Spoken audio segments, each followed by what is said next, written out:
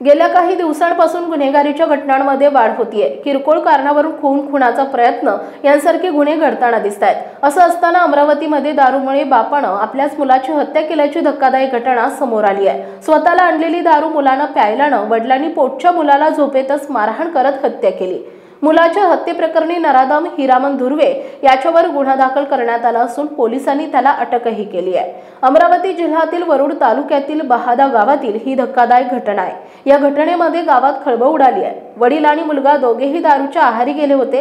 रोज दारू पिऊन घरी यायचे, शिवाय घरी देखील दारूच्या बाटल्या आणून रात्री दारू प्यायचे। त्यानुसार हिरामन धुर्वे यानं स्वतःसाठी घरी दारू आणली होती। घरामध्ये असलेली दारूची बाटली मुलाच्या नजरेस पडली। दरम्यान दारूची नशा असल्यानं वडिलांनी स्वतःसाठी आणलेली दारू मुलानं पिऊन घेतली। यानंतर तो घरातच झोपून गेला होता। काही वेळानंतर घरी आलेल्या वडिलांना दारूची बाटली दिसली नाही, तर ती दारू पिऊन मुलगा झोपला असल्याचं निदर्शनास आलं। त्यानंतर हिरामन यानं आणलेली दारू मुलानं प्यायल्यानं दोघांमध्ये वाद झाला। दारू पिण्यावरून मुलगा आणि वडील यांच्यामध्ये वाद झाला आणि या वादाचं रूपांतर हाणामारीमध्ये झालं। तर झोपेत असलेल्या 32 वर्षीय मुलावर पित्यानं काठीनं वार केले। यामध्ये जबर दुखापत होऊन मुलाचा मृत्यू झालाय। घटनेची माहिती समजताच गावात खळबळ उडाली आहे। तर पोलिसांना घटनेची माहिती मिळाल्यानंतर पोलिसांनी घटनास्थळी येत पंचनामा केलाय।